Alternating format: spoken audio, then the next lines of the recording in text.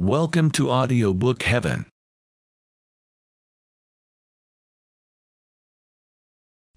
The Odyssey by Homer. Translated by Samuel Butler. Book 2. Now, when the child of morning, rosy-fingered dawn, appeared, Telemachus rose, and dressed himself.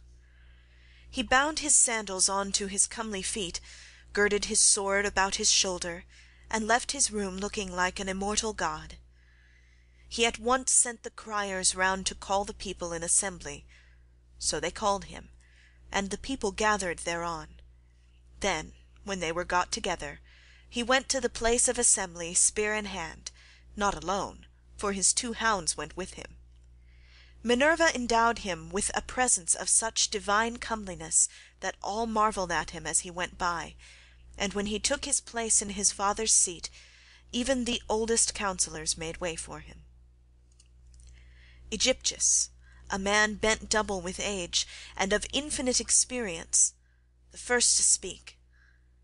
His son Antiphus had gone with Ulysses to Iliad, land of noble steeds, but the savage Cyclops had killed him when they were all shut up in the cave, and had cooked his last dinner for him. He had 3 sons left, of whom 2 still worked on their father's land, while the third, Eurynomus, was one of the suitors. Nevertheless their father could not get over the loss of Antiphus, and was still weeping for him when he began his speech. "Men of Ithaca," he said, "hear my words. From the day Ulysses left us there has been no meeting of our counsellors until now. Who then can it be, young or old, that finds it so necessary to convene us? Has he got wind of some host approaching, and does he wish to warn us? Or would he speak on some other matter of public moment? I am sure he is an excellent person, and I hope Jove will grant him his heart's desire."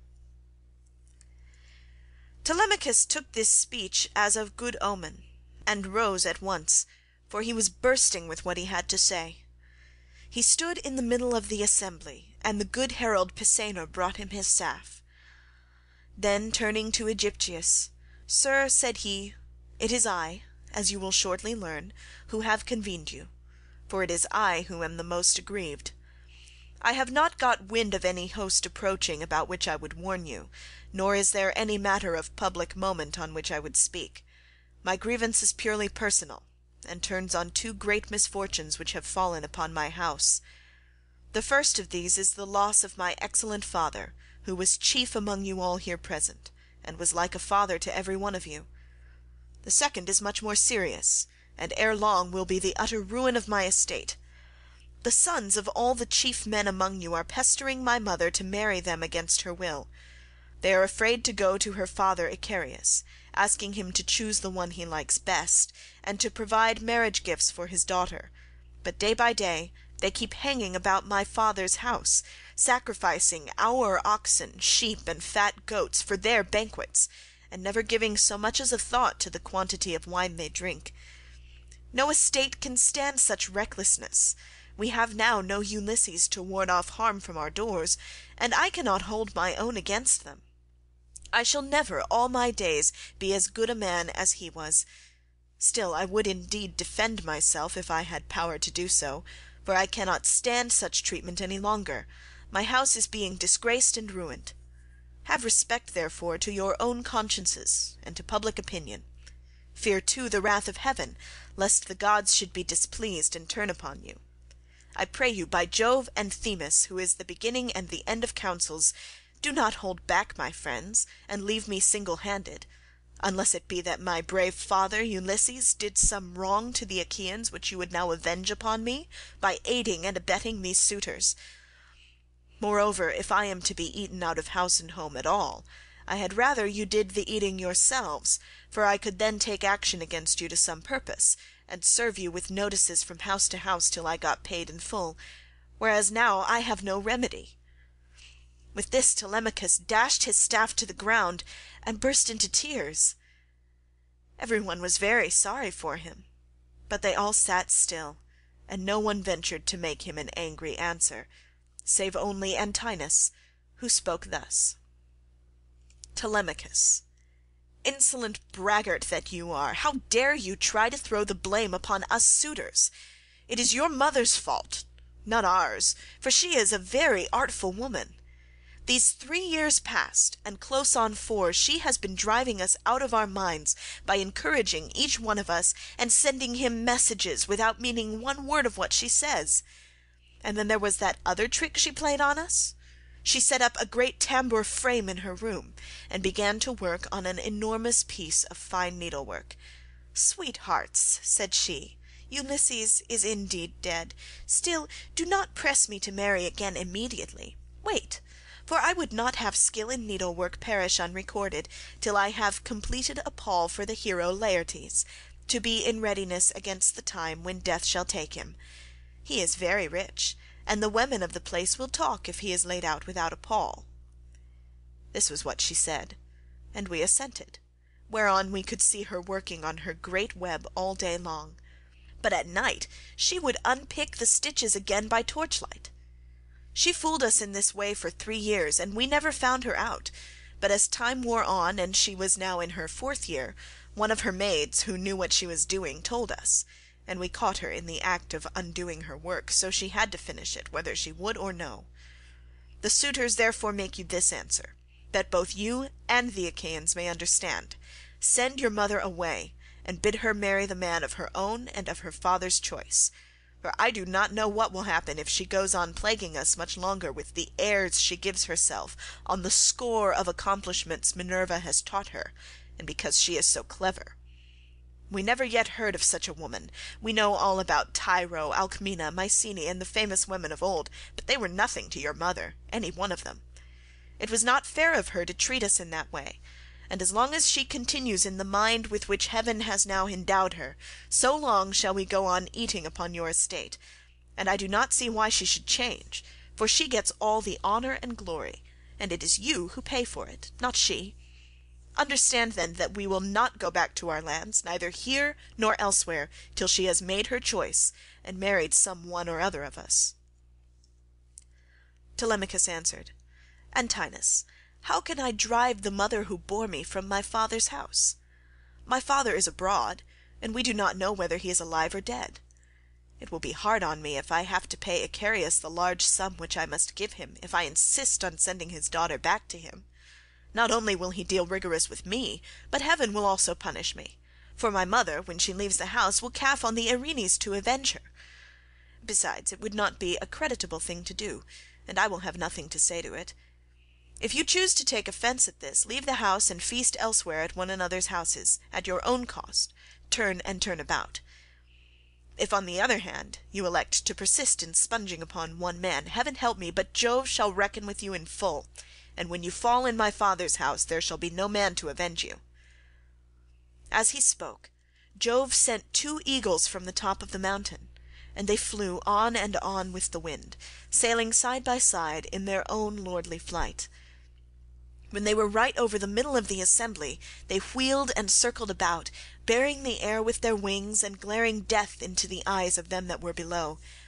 Then, fighting fiercely and tearing at one another, they flew off towards the right over the town. The people wondered as they saw them, and asked each other what this might be, whereon Halitherses, who was the best prophet and reader of omens among them, spoke to them plainly and in all honesty, saying, "Hear me, men of Ithaca, and I speak more particularly to the suitors, for I see mischief brewing for them. Ulysses is not going to be away much longer.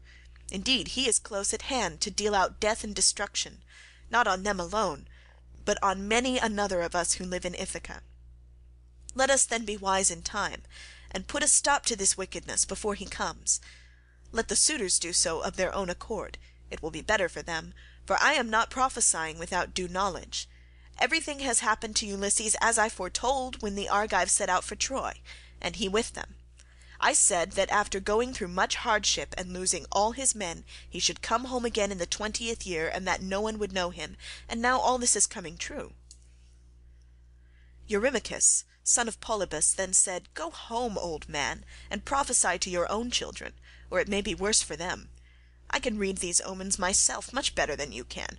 Birds are always flying about in the sunshine somewhere or other, but they seldom mean anything. Ulysses has died in a far country, and it is a pity you are not dead along with him, instead of prating here about omens and adding fuel to the anger of Telemachus, which is fierce enough as it is. I suppose you think he will give you something for your family, but I tell you, and it shall surely be, when an old man like you, who should know better, talks a young one over till he becomes troublesome, in the first place his young friend will only fare so much the worse. He will take nothing by it, for the suitors will prevent this, and in the next we will lay a heavier fine, sir, upon yourself than you will at all like paying, for it will bear hardly upon you. As for Telemachus, I warn him in the presence of you all to send his mother back to her father, who will find her a husband, and provide her with all the marriage gifts so dear a daughter may expect, till we shall go on harassing him with our suit, for we fear no man, and care neither for him, with all his fine speeches, nor for any fortune-telling of yours. You may preach as much as you please, but we shall only hate you the more. We shall go back and continue to eat up Telemachus's estate without paying him, till such time as his mother leaves off tormenting us by keeping us, day after day, on the tiptoe of expectation, each vying with the other in his suit for a prize of such rare perfection. Besides, we cannot go after the other women whom we should marry in due course, but for the way in which she treats us." Then Telemachus said, "Eurymachus, and you other suitors, I shall say no more, and entreat you no further, for the gods and the people of Ithaca now know my story. Give me then a ship and a crew of 20 men to take me hither and thither, and I will go to Sparta and to Pylos in quest of my father who has so long been missing. Some one may tell me something, or, and people often hear things in this way, some heaven-sent message may direct me. If I can hear of him as alive and on his way home, I will put up with the waste you suitors will make for yet another 12 months. If on the other hand I hear of his death, I will return at once, celebrate his funeral rites with all due pomp, build a barrow to his memory, and make my mother marry again." With these words he sat down, and Mentor, who had been a friend of Ulysses, and had been left in charge of everything with full authority over the servants, rose to speak. He then, plainly and in all honesty, addressed them thus: "Hear me, men of Ithaca. I hope that you may never have a kind and well-disposed ruler any more, nor one who will govern you equitably. I hope that all your chiefs henceforward may be cruel and unjust, for there is not one of you but has forgotten Ulysses, who ruled you as though he were your father. I am not half so angry with the suitors, for if they choose to do violence in the naughtiness of their hearts, and wager their heads that Ulysses will not return, they can take the high hand and eat up his estate. But as for you others, I am shocked at the way in which you all sit still without even trying to stop such scandalous goings-on, which you could do if you chose, for you are many and they are few." Leiocritus, son of Evenor, answered him, saying, "Mentor, what folly is all this, that you should set the people to stay us? It is a hard thing for one man to fight with many about his victuals. Even though Ulysses himself were to set upon us while we are feasting in his house, and do his best to oust us, his wife, who wants him back so very badly, would have small cause for rejoicing, and his blood would be upon his own head if he fought against such great odds. There is no sense in what you have been saying. Now, therefore, do you people go about your business, and let his father's old friends, Mentor and Halitherses, speed this boy on his journey, if he goes at all, which I do not think he will, for he is more likely to stay where he is till some one comes and tells him something." On this he broke up the assembly, and every man went back to his own abode, while the suitors returned to the house of Ulysses. Then Telemachus went all alone by the seaside, washed his hands in the grey waves, and prayed to Minerva. "Hear me," he cried, "you god who visited me yesterday, and bade me sail the seas in search of my father who has so long been missing. I would obey you, but the Achaeans, and more particularly the wicked suitors, are hindering me that I cannot do so." As he thus prayed, Minerva came up close to him in the likeness and with the voice of Mentor. "Telemachus," said she, "if you are made of the same stuff as your father, You will be neither fool nor coward henceforward, for Ulysses never broke his word, nor left his work half done.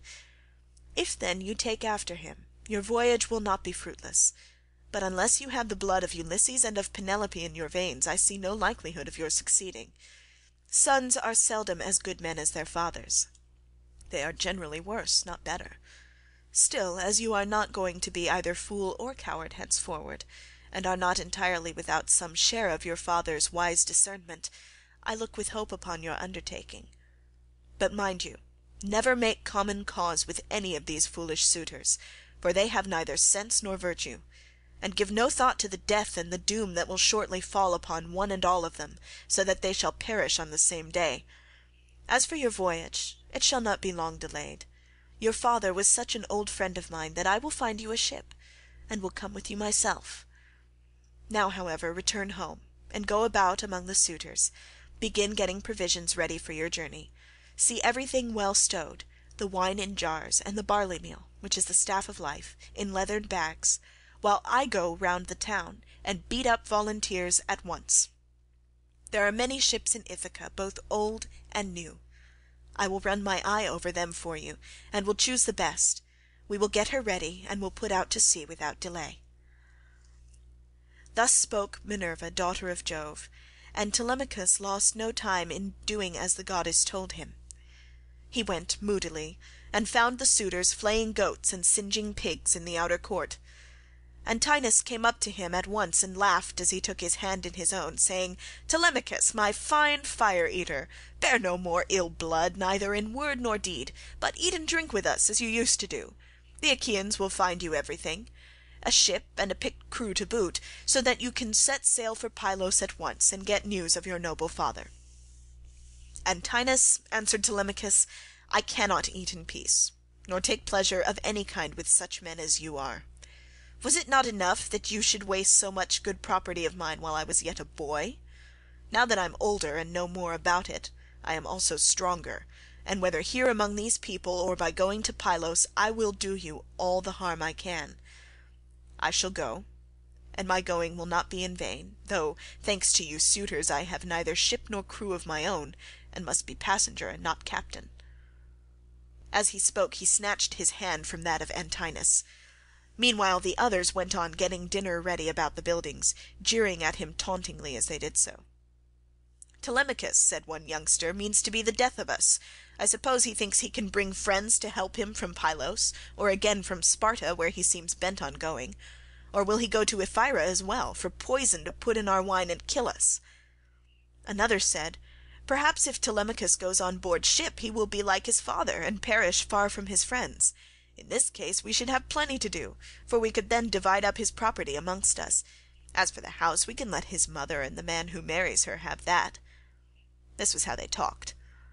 But Telemachus went down into the lofty and spacious storeroom, where his father's treasure of gold and bronze lay heaped up upon the floor, and where the linen and spare clothes were kept in open chests. Here too there was a store of fragrant olive oil, while casks of old well-ripened wine, unblended and fit for a god to drink, were ranged against the wall in case Ulysses should come home again after all. The room was closed with well-made doors opening in the middle. Moreover, the faithful old housekeeper Euryclea, daughter of Ops the son of Pisenor, was in charge of everything both night and day. Telemachus called her to the storeroom and said, "Nurse, draw me off some of the best wine you have, after what you are keeping for my father's own drinking, in case, poor man, he should escape death and find his way home again after all. Let me have 12 jars, and see that they all have lids.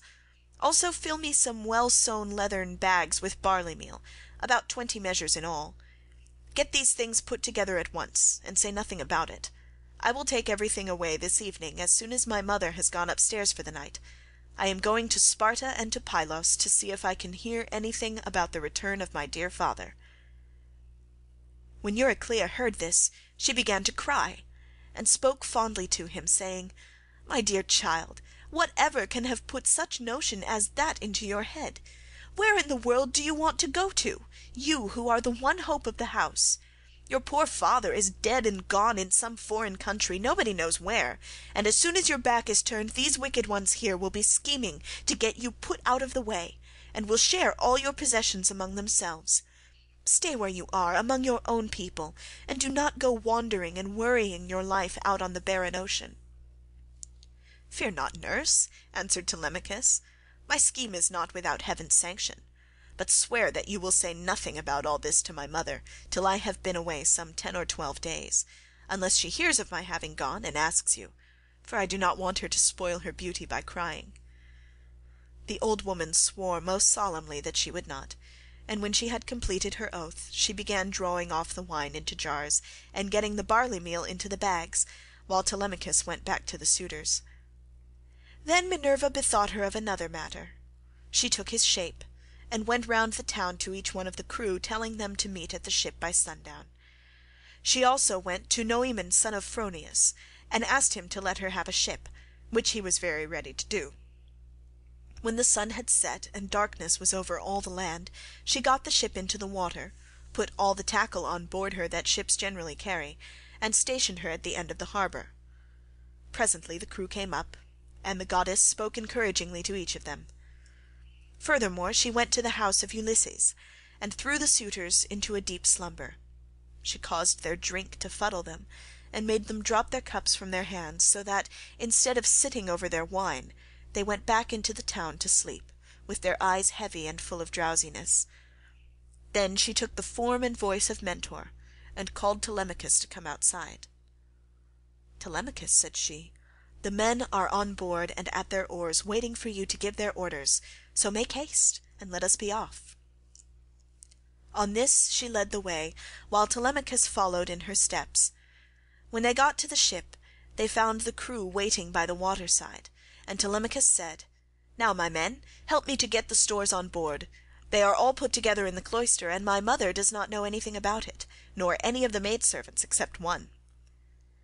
With these words he led the way, and the others followed after. When they had brought the things as he told them, Telemachus went on board, Minerva going before him and taking her seat in the stern of the vessel, while Telemachus sat beside her. Then the men loosened the hawsers and took their places on the benches. Minerva sent them a fair wind from the west, that whistled over the deep blue waves, whereon Telemachus told them to catch hold of the ropes and hoist sail, and they did as he told them. They set the mast in its socket in the cross-plank, raised it, and made it fast with the forestays. Then they hoisted their white sails aloft with ropes of twisted ox-hide. As the sail bellied out with the wind, the ship flew through the deep blue water, and the foam hissed against her bows as she sped onward. Then they made all fast throughout the ship, filled the mixing bowls to the brim, and made drink offerings to the immortal gods that are from everlasting, but more particularly to the grey-eyed daughter of Jove. Thus then the ship sped on her way through the watches of the night, from dark till dawn. End of Book 2.